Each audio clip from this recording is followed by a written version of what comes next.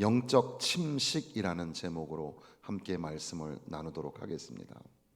침식이라는 것은 이제 우리가 두 가지 정도로 생각해 볼 수 있겠는데, 요즘에 이 동해 바닷가를 가보면 옛날에는 백사장이 굉장히 넓게 있었는데 지금은 완전히 집 앞에까지 그 모래사장이 없어져 가지고 집 앞에까지 바닷물이 차 와 있는 그런 경우가 있습니다.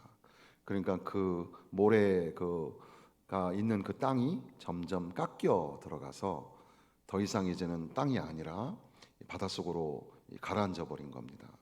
그게 굉장히 위험스러운 해안 침식에 해당이 되고요. 또 한편으로는 지금 에베소 교회와 관련된 그런 내용인데, 원래는 바닷가 근처였는데 바닷가가 눈에 보였는데, 그런데 이제 지형이 막 침식을 함으로 인하여서 먼지가 계속해서 쌓이는 겁니다. 토사가 계속 쌓이는 거예요. 그래서 그게 뭐 몇백 메타 이렇게 가는 게 아니라 1km, 2km 점점 길어져서 지금 현재 에베소 교회가 있었던 터와 에게해 바다까지는 8km에서 10km까지가 토사로 막혀서 더 이상은 바다가 보이지 않습니다. 그것도 하나의 침식이에요. 그래서 그러한 자연적인 현상에 의해서 일어나는 이 에로전이라는 침식과 오늘 우리가 삶 가운데서 교회적으로 개인적으로 맞닥뜨리게 되는 영적 침식에 관하여 말씀을 잠깐 나누고자 하는 겁니다. 에베소 교회는 어떤 특별한 전도 프로그램을 가지고 있었다기보다는 하나님의 말씀을 사모하고 하나님의 말씀을 연구하는, 그래서 오직 하나님의 말씀이 살아 숨쉬는 그런 교회를 만들어내었습니다. 환경이 그렇게 썩 좋았던 것도 아니죠. 이방 신이 있는 그런 곳이었고 많은 문화가 교차하는 그런 곳이었는데, 그럼에도 불구하고 선교의 열정을 가졌던 바울 사도에 의하여 두란노 소원이라는, 두란노라는 말, 이 티란노라는 말의 어원이 폭군이라는 단어와 연결이 되는 걸 생각해 보면 참 아이러니하기도 한데, 바로 이 두란노 교회에서 두란노 서원에서 어떻게 보면 교회가 태동했다고 해도 과언이 아닐 정도로 하나님의 말씀을 강론하고 하나님의 말씀을 선포하는 어떤 특별한 그런 순수와 프로그램이 없었음에도 불구하고, 또 헌금을 많이 내게 하는 방법, 또는 뭐 여기에서 문화적인 퍼포먼스, 그런 것들을 하지 않았음에도 불구하고 사람들이 모여들기 시작합니다. 그래서 날마다 두란노 소원에서 하나님의 말씀을 강론하니라. 그랬더니 사도행전 19장 10절에 두 해 동안 이같이 하니 아시아에 사는 자는 유대인이나 헬라인이나 다 주의 말씀을 듣더라.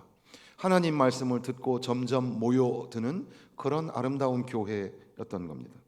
그리고 하나님의 말씀을 전하기 위하여 설교자는 그 설교 말씀에 충실했고, 그리고 그 결과 메시지가 그 성도들에게 전파됨으로 말미암아 성도들의 마음이 열리고 성도들이 날마다 더하여지는 그런 놀라운 축복도 있게 되었습니다. 그리고 교회는 교회의 본질을 따라서 사도의 가르침과 피차에 교제하는 것과 떡을 떼는 것과 기도하는 것에 전념하는 과연 교회다운 교회였던 겁니다.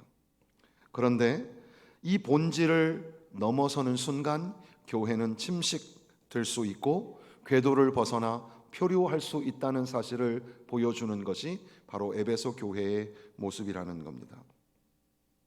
오늘 이 시대에 우리가 어떻게 전도하면 좋을까? 그래서 요즘에 나온 책 중에 보면 팀 켈러 목사님의 탈기독교 시대의 전도라는 책이 있는데, 여러분들도 꼭 한 번씩 필독하면 좋겠다라는 생각이 듭니다. 그래서 이제 뭐 제가 포스터에다가 성도들과 함께 읽고 싶은 책 뭐 이래가지고 책 소개를 하고 싶은 그런 생각들이 많은데, 또 삶의 여러 가지 각박함으로 책 읽을 시간이 없어요. 또 오히려 제가 다른 오해를 낳을까봐 그렇게 잘하지 못합니다. 아무튼 그럼에도 불구하고 오늘도 서너 가지 책을 만지작거리면서 성도들과 함께 읽었으면 좋겠다. 그 중에 하나가 전도 방법인데, 이 탈기독교 시도의 전도는 어떻게 해야 할까? 현대 교회, 지금 이 시대에 이 세상 사람들에게 어떻게 전도할까? 신천지가 그 코로나 때문에 이 들통이 나고 발각이 되는 바람에 신천지가 그동안 한 전도 방법은 모략 전도였습니다. 간단하게 말하면 뭐 이름이 모략 전도지, 사실 모략 전도라는 게 뭐냐 하면 좀 이렇게 감추고 숨기고 속임수를 써서 결과적으로 성경 공부 모임으로 끌고 가는, 그래서 본인이 신천지인지 아닌지 가르쳐 주지 않는 거죠. 우리 청년들이 있으니까 청년들을 대상으로 신천지는 어떤 걸 주로 하냐면 온라인으로 인문학 강좌를 듣기, 당근마켓 앱, 페이스북, 인스타그램, 독서 모임, 식사 모임, 스터디 모임 참여하기, 성격 검사, 스트레스 테스트, 레포트 잘 쓰는 법, 동아리 선택하는 법, 전공이 나의 적성과 맞지 않을 때 온라인 오픈 채팅방 이런 것들을 통해서 마음을 열게 하고 접근합니다. 카카오톡 같은 경우 채팅방에, 오픈 채팅방에 신분을 밝히지 않고 참여할 수 있도록 해놓고 거기에서 그런 이제 간단한 질문들을 올려놓죠. 어떻게 하면 신앙을 회복할 수 있을까? 종교 한번 가져볼까? 요즘 기댈 곳이 필요하다고 느낀다면? 현실보다 신앙이 더 가치 있을 수 있을까? 취업보다 신앙이 더 중요할까? 세상의 것에 자꾸 질 때 어떻게 하면 좋을까? 뭐 이러면서 여러 가지 그럴싸한 장면을 가지고 이제 전도를 하는 겁니다. 그런데 이제 그 코로나 사태가 벌어지고 난 다음에 이제 그것이 들통이 나고 드러나면서 신천지 내부에 있는 사람들 중에도 신천지를 탈퇴하여 나오는 사람들도 생겼어요. 그래서 사실 이제 교회가 그 이단 사이비 종교에 빠졌던 사람들이 나와서 방황하고 있을 때 이들을 어떻게 도와야 하는가, 이것도 아주 중요한 과제예요. 왜냐하면 그렇게 세뇌를 받고 교육을 받은 사람은 기존 기성교회에 들어오면 아무것도 귀에 안 들어와요. 그러니까 끌어다가 앉혀놔도 되는 게 아니에요. 그래서 적응하지 못하다가 다시 또 나가게 돼요. 그런 상황이 있죠. 근데 그럼에도 불구하고 이제 코로나가 이제 우리를 닫아놨던 그런 이 문이 2, 3년 만에 이제 서서히 풀리게 되면서 그 교주가 신도들에게 명령을 했죠. 그래서 이제부터는 공개 전도를 하겠다. 그래서 오픈 전도로 바꿔서 갑자기 나 신천지야, 솔직히 말할게, 신천지야, 이렇게 하고 전도를 시작하는 겁니다. 가족들에게 커밍아웃 하듯이 나 신천지야 폭탄 선언을 하는 거고, 또 교회가 신천지에 대해서 자꾸 욕을 하는 것 같으면 어떻게 알았는지, 성도들 중에 듣지 않았으면 어떻게 알겠어요? 근데 이렇게 이런 얘기를 하면은 어떻게 알았는지 밖에서 이제 신천지 단체가 와서 피켓 시위를 하는 겁니다. 공개적으로, 개망적으로 방송국 앞에서, 교회 앞에서 그렇게 하는 거죠. 전도가 굉장히 막 강력하게 교회를 향하여 도전해 오는 그런 내용입니다. 교회가 하나님의 말씀을 잘 듣고 그리고 교제하며 기도하며 서로 나누며 교회의 본질을 이루어가는 가운데에 선교적 교회로 성장해 가지만, 그러나 동시에 교회를 침식시키는 여러 가지 요인들이 있다는 겁니다.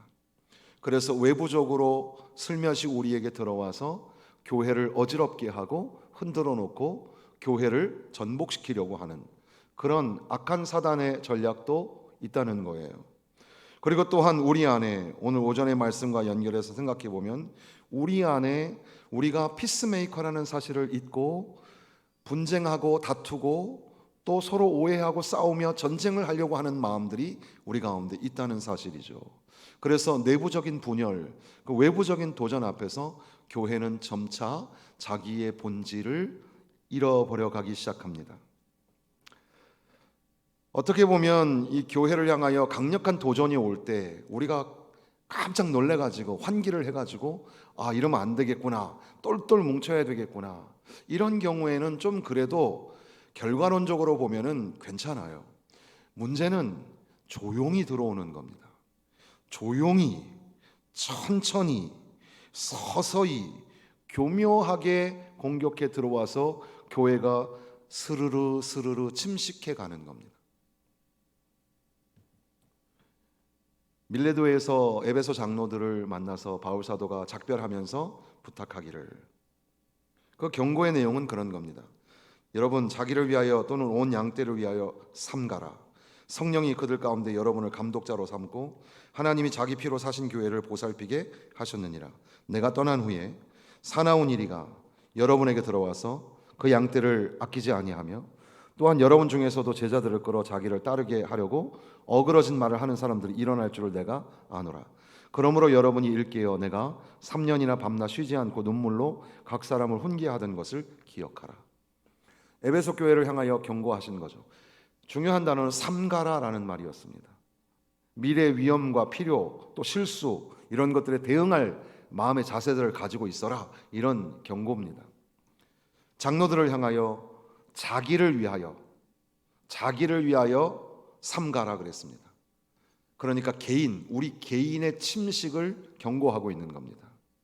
아이고, 저 사람 무너지고 있네. 그게 문제가 아니라 내가 지금 깔아앉고 있는 겁니다.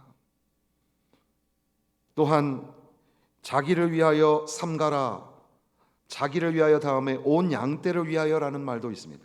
온 양떼를 위하여, 그러니까 교회 공동체, 성도들의 침식과 침체를 경고하는 말씀이죠. 모두가 함께 가라앉을 수가 있다는 겁니다. 삼가하라. 그리고 또한 이어서 여러 가지 다른 표현으로 삼가라라는 말씀을 하시고, 그것은 이제 사도들의 편지에 깨어 있으라라는 경고로 연결되기도 합니다. 예수님이 마치 베드로에게 일어나라, 한 시간도 나와 같이 깨어 있을 수 없느냐, 깨어라 하신 말씀처럼 서신서에 보면은 마지막 때를 경고하며 깨어 있어라 이렇게 말씀하시거든요. 그러니까 이런 이 침식이나 이런 무너짐이 우리 개인에게도 오고 교회 공동체에도 온다는 사실이죠. 사실 그런 면에서 보면 우리 가정도 그렇습니다. 가정도 서서히 무너질 수 있습니다. 다 괜찮은 줄 알았어요. 건강한 줄 알았어요. 그런데 서서히 병들고 무너져 가는 겁니다. 국가도 그래요. 나라들도 그렇습니다. 불과 200년 정도밖에 안 되는 미국이라는 나라가 전 세계를 지도하는 그런 리더십을 가진 나라가 됐죠. 그런데 어느 때부터인가 미국이 심상치 않았습니다. 사탄 교회라는 교회가 생기지를 않나, 모든 잡신을 허용하고 모든 문화를 수용하는 그 나라의 특성 때문에 어떻게 보면 영적 질서를 이끌어가는 나라였는데 서서히 나라가 무너지기 시작하는 겁니다. 지금 전 세계를 이끌어가줘야 할 서방의 리더십을 가진 나라임에도 불구하고 사실 미국의 문제는 자기 국가 안에 있습니다. 마찬가지로 오늘 우리의 삶, 우리의 모임, 우리의 어떤 부서의 모임, 여러 가지 등등 정상인 것 같고 건강한 것 같은데 아프고 병들고 서서히 가라앉고 침식하고 있는지도 모른다는 겁니다. 그러면서 바울 사도는 이제 에베소 교회를 이끌어가야 할 디모데에게 너의 연소함을 업신여기지 않게 하라. 그러면서 내가 너에게 가르쳤던 것들, 그리고 네가 외조모와 어머니에게 들었던 말씀들을 기억하고 하나님 말씀을 붙잡고 견디어내라, 이렇게 말씀하셨던 겁니다. 바울의 경험, 바울의 노련함, 바울의 지혜, 바울의 용기가 없었던 젊은 디모데는 아마 겁도 났을 거고, 그런 이 젊은, 쉽게 말하면 오늘 시대로 말하면 한 3, 40대의 젊은 목회자인데 이 교회를 이끌어가야 된다고 생각하니 두려웠고 걱정도 됐고 그런 상황에 있었던 겁니다. 바울 사도는 디모데에게 경고하였고 에베소 교회 장로들에게 경고하였고 성도들에게 깨어 있으라, 삼가라, 이렇게 말씀한 겁니다. 그런데 그렇게 디모데에게 보낸 편지 이후 수십 년 동안 성경은 에베소 교회에 대하여 언급하지 않습니다. 그리고 나서 오늘 우리가 읽고 있는 이 요한계시록에서 에베소 교회가 나타난다는 사실이죠. 반모섬에서 요한에게 나타나서 7교회에 보내는 편지를 쓰라고 주님이 말씀하시고, 그리고 어느 교회를 제일 먼저 쓸까? 에베소 교회가 첫 번째 대상 교회가 된 겁니다. 그래서 에베소 교회의 사자에게 편지하라. 오른손에 7뼈를 붙잡고 7 금촛대 사이를 거니시는 이가 이르시되, 교회를 잡고 계신 분, 교회의 목회자들을 잡고 계신 분은 주님이십니다. 주님이 붙잡고 계신다는 사실을 잊지 마십시오. 그리고 또한 교회 위기가 올 때마다 주님이 잡고 계신 교회를 놓지 마시기를, 주님 이 마지막 때에 다시 한번 교회를 사용하여 주시기를, 그렇게 주님 앞에 회개하며 부르짖어 기도해야 될 줄로 믿습니다. 내가 너의 행위와 수고와 내 인내를 알고 또 악한 자들을 용납하지 아니한 것, 자칭 사도라 하되 아닌 자들을 시험하여 그의 거짓된 것을 내가 드러낸 것과 내가 참고 내 이름으로 위하여 견디고 게으르지 아니한 것을 아노라. 내가 아노라. 너가 얼마나 믿음을 지키기 위해서 수고했는지 내가 아노라. 이게 참 얼마나 귀한 훌륭한 칭찬입니까? 오늘 우리들도 주님 앞에 섰을 때 칭찬받는 교회가 되고 인정받는 성도가 되시기를 주님의 이름으로 축원합니다. 사나운 이리들을 경계했고 강한 믿음의 교리를 가지고 있었고 선한 행위를 하고 있었고, 그래서 주님 앞에 칭찬을 받고 있는 그런 교회. 그런데 그 다음 절에 보면 4절이죠. 그러나 헬라어의 알라라는 말이 그러나인데 강력한 부정을 할 때 쓰는 단어거든요. 그러나 너를 책망할 것이 있나니, 그러나 너를 책망할 것이 있나니 너의 처음 사랑을 버렸느니라, 이렇게 말씀하는 거죠. 모든 게 좋은 줄 알았는데, 그런데 이 그러나를 통하여서 원문의 순서대로 보면 너의 처음 사랑을 네가 버렸느니라, 이렇게 되어 있어요. 바로 너가 처음 사랑을 버렸어, 그렇게 말씀하시는 겁니다.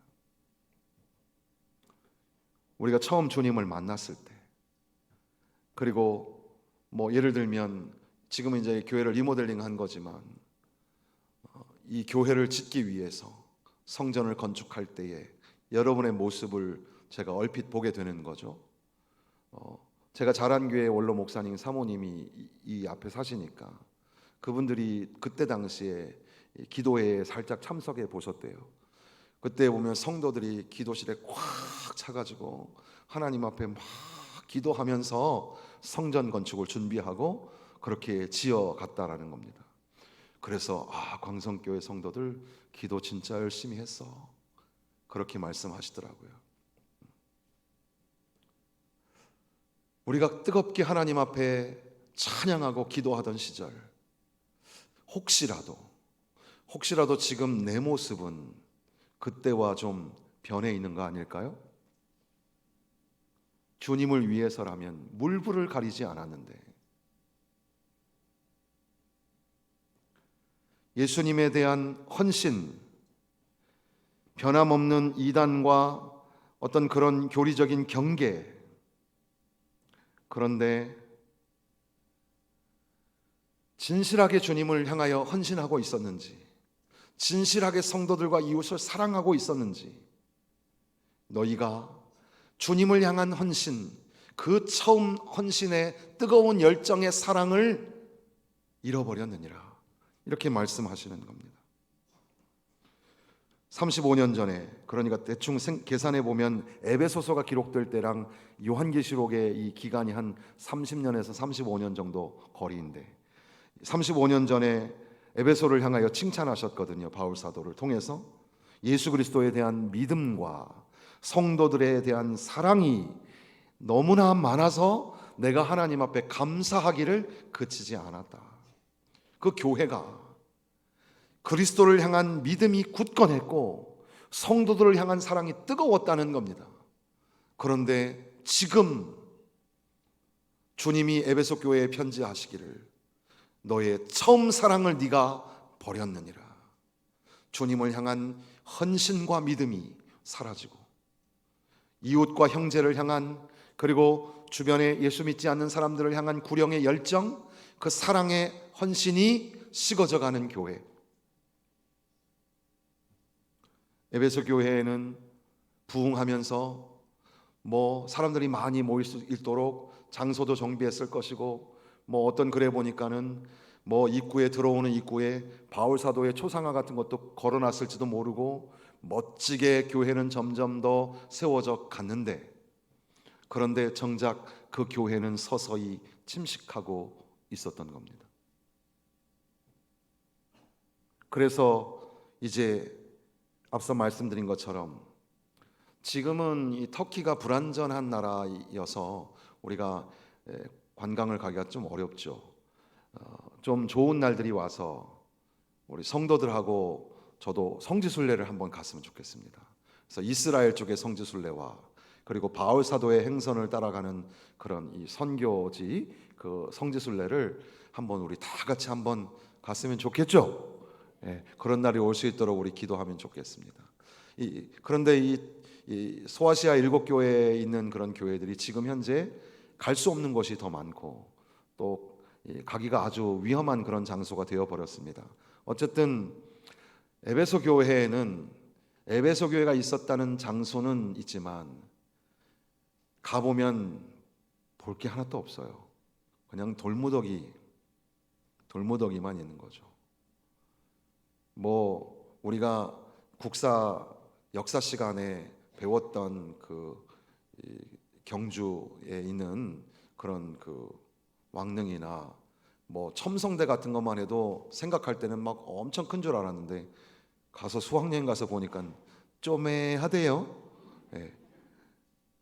그래도 그렇게 흔적이라도 남아있고 각국이라도 하지만 지금 에베소 교회의 흔적은 그냥 돌무더기 몇 개 보이는 정도입니다. 그런데 그거보다 더 심각한 건 에베소가 항구인데, 항구에서 이제 도시 안으로 들어가는 그 길이 수많은 무역상들이 지나갔던 그 길이, 그리고 또 이렇게 바닷가가 펼쳐지고 그리고 배들이 보이고 그리고 많은 여러 가지 민족들이 왕래하면서 거래를 하고 장사를 하고 새로운 신문물이 들어오고 그런 장소였는데, 지금은 그 길은 있는데 그나마 길이라고 하는 그 길이 사방을 둘러보아도 바다는 보이지 않고 수백 년 동안 이 자이스테로 강에서 흘러온 토사가 항구에 쌓여서 해안선이 도시에서 점점점 멀어지면서 시민들이 토사를 어떻게 막아보려고 애를 썼지만 결국에는 포기하고, 그래서 에베소의 에베소의 그 잔존하는 그 폐허는 실제 바닷가에서 8km, 9km를 떨어져 가야지만 볼 수 있는 그런 장소에 있다는 겁니다. 당시에 그 시대에는 큰 영향력을 가졌던 도시였지만 그런데 이제는 볼품없게 되어버렸고 토사의 퇴적을 쌓아가는 그런 쓸모없는 땅처럼 보여지게 되었다는 겁니다. 에베소 교회가 왜 이런 일이 일어났을까?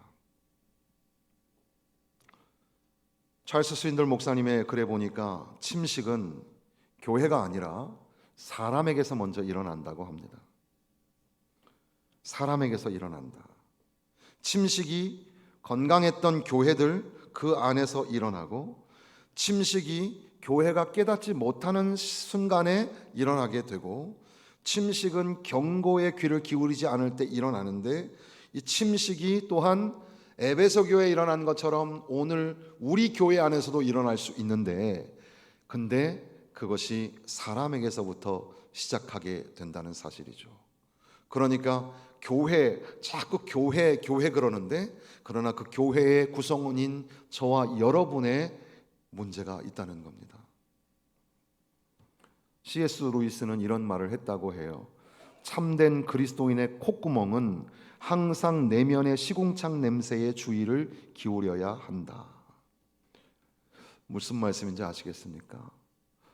사실 요즘에는 마스크를 쓰고 있으니까 때로는 제 입냄새, 자기 입냄새 때문에 힘들 때가 있죠. 그런데 그런 의미라기보다는 늘 정말 적나라하게 콧구멍을 벌렁벌렁 하면서 우리 내면에 뭔가 썩어가는 게 있는지 냄새를 맡아야 한다는 겁니다. 썩어가는데 썩어가는지도 모르고 깔아앉고 침식되고 있는데 그걸 알아채지 못하는 내 모습, 한번 깊이 생각해 봐야 합니다. 주님이 말씀하신 거 기억해야 합니다. 그러나 책망할 것이 있어. 너의 사랑을 네가 버렸다. A.W. 토저라는 목사님 계신데 이 목사님의 책은 다 너무 현대 교회를 비판하셔서 읽다 보면 막 마음이 아파요. 그런데 너무 옳은 말씀을 하셔서 가끔은 인용하게 되는데, 우리가 익숙해지면 하나님의 제단 앞에서도 무례해지기 쉽다. 목회자가 자기 일에 익숙해질 때, 경이감이 사라질 때, 특별한 것에 익숙해질 때, 지극히 높으신 거룩하신 분 앞에서 엄숙한 경외심을 잃을 때 얼마나 끔찍한 일이 벌어지는가. 하나님과 거룩한 일들에 대한 실증이 일어나는 것이 얼마나 심각한 문제를 초래하는가를 알아야 한다는 거죠. 그러니까 교회 가기 싫다, 하나님 말씀 듣기 싫다, 찬송도 부르기 싫어, 이런 게 별거 아닌 것 같지만 그게 얼마나 중요한지 몰라요. 뭐 그런 궁금증이 있다 그래요, 성도들에는. 아니, 교회는 은혜가 넘치는 곳이고 사랑이 넘치는 곳인데 진짜 주일 한 번 빠지면은 그거 문제가 돼요? 그럴까요? 하나님이 얼마나 사랑이 많으신 분인데 고작 주일날 한 번 빠졌다고 하나님이 뭐라 하실까요? 안 그렇겠죠. 안 그럴 거예요. 그렇지만 그럼에도 불구하고 그 한 번이 침식을 만들고 있다는 사실 때문에 중요하다고 하는 겁니다. 어떻게 하면 될까? 고린도전서 10장 13절의 말씀에 보면, 사람이 감당할 시험 밖에는 너희가 당할 것이 없나니 오직 하나님은 미쁘사 너희가 감당하지 못할 시험 당함을 허락하지 아니하시고 시험 당할 즈음에 또한 피할 길을 내사 너희로 능히 감당하게 하시느니라. 이 말씀을 유진 피터슨의 메시지 성경, 유진 피터슨의 메시지 성경이 뭐 되게 좋아서 그런 게 아니라 이 번역이 아주 지금에 나와 있는 40여 개의 한글 번역하고는 완전히 다른 번역을 가지고 있어서 굉장히 독특하기 때문에 제가 소개를 해드리는 겁니다. 이해가 좀 되시라고. 이 말씀을 이렇게 번역합니다. 여러분의 앞길에 닥치는 시험과 유혹은 다른 사람들이 직면해야 했던 시험과 다르지 않습니다. 다만 여러분이 기억해야 할 것은 하나님께서 여러분을 포기하지 않으시고 여러분이 한계 이상으로 내몰리지 않게 하시며 그 시험을 이기도록 언제나 곁에 계시며 도우신다는 사실입니다. 드리고 싶은 말씀은 그런 겁니다. 나는 절대 침식되지 않았어. 저거는 다른 사람 문제지 내 이야기가 아니야. 그렇게 자기를 기만하고 있는 것은 아닌가. 오히려 선줄로 생각하는 자는 넘어질까 조심하라 하신 말씀처럼 바로 지금 내가 가라앉고 있고 내가 침식하고 있다는 사실을 기억하고, 그럼에도 불구하고 하나님이 버리시지 않는다면 지금 빨리 회개하고, 하나님 나를 살려주세요, 가라앉지 않게 해주세요, 무너지지 않게 하여 주세요, 하나님 이 교회를 어떻게 합니까? 이 교회를 정말 버리시겠습니까? 폐허를 만드시겠습니까? 불과 1년 좀 넘게 제가 영국에서 살면서 한국에 들어오면 일주일만 있다가 다시 영국으로 들어가려고 그랬습니다. 그리고 그때 가슴 속에 뜨거운 그 열정은 실제 이만한 교회보다 더 큰 교회들이 현금 1억, 2억에 팔려나가는 걸 보면서, 그리고 교회를 이렇게 신식으로 짓지 않고 다 옛날식으로 그대로 가지고 있는 교회들인데 그 아름다운 교회가 그저 1파운드 내면 들어갈 수 있는 이 스트리트 마켓이 되고, 그 정도만 해도 괜찮아요. 미술 전시관 정도 되고, 더 나아가서는 술집이 되고 나이트클럽이 되고, 그런데 스테인드 글라스가 다 성화예요. 예수 그리스도에 대한 성화들이 그려져 있는 스테인드 글라스인데, 그걸 갖다가 다른 걸로 안 갈고 괜찮다고 스테인드 글라스 그 앞에다가 부처의 그 신상을 갖다 놓고, 십자가를 꺾고 그냥 건물로 쓰면 그나마 덜 안 아플 텐데, 십자가 위에다가 시크교도의 상징인 초승달을 꽂아서 십자가를 정복했다고. 그래서 영국의 교회는, 프랑스와 독일도 마찬가지지만 교회가 2%도 안 남았어요. 물론 백인들 교회 대표하는 존 스토트 목사님이 있었던 올소스 철치, 이런 몇 개의 대표적인 교회, 그리고 흑인 교회는 그래도 좀 몇 개 남아 있죠. 그런 몇 개의 교회 외에는, 한인 교회나 외국인 교회 몇 개 외에는 실제 수천 년을 자랑했던 유럽의 교회가 문을 닫고 있는 겁니다. 그런데 많은 학자들은 한국을 향하여 경고하는 겁니다. 지금 한국이 누리고 있는 기독교의 영화를 이미 유럽은 벌써 수백 년 전에 경험을 한 겁니다. 세계에서 가장 큰 교회, 가장 높은 교회를 다 유럽이 가지고 있었습니다. 그런데 그것이 한국의 세계 10대 교회 중에 3개, 4개가 있습니다. 외국 사람들은 한국에 오면 거리에서 부딪히는 사람이 다 그리스도인이라고 생각할 정도입니다. 그런데 한국 교회에도 그런 일이 벌어질 수 있다는 겁니다. 실제로 교회가 팔리고 있습니다. 실제로 안양에 있는 어떤 교회는 교회였는데 무슬림에게 팔렸습니다.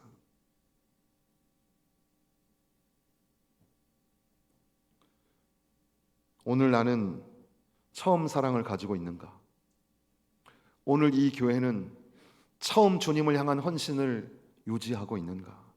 날마다 새롭게 하고 있는가? 한번 돌아보아야 합니다. 그런즉 어디서 떨어졌는지를 생각하고 회개하여 처음 행위를 가지라. 만일 그리하지 아니하고 회개하지 아니하면 내가 내게 가서 내 촛대를 그 자리에서 옮기리라. 귀 있는 자는 성령이 교회들에게 하시는 말씀을 들을지어다. 하나님의 말씀이 저와 여러분에게 하십니다. 회개하고 돌아와라. 가라앉지 마라. 무너지지 마라. 내가 너를 붙잡고 있다. 내가 이 교회를 붙잡고 있다 말씀하십니다. 다시 한번 처음 사랑을 회복하기 위한 진실한 눈물의 회개와 주님을 향한 헌신과 믿음, 그리고 형제와 이웃을 향한 사랑을 회복하는 은혜가 넘치는 교회, 사랑이 넘치는 교회, 진짜 부흥을 꿈꾸는 교회가 되시기를 주님의 이름으로 축원합니다.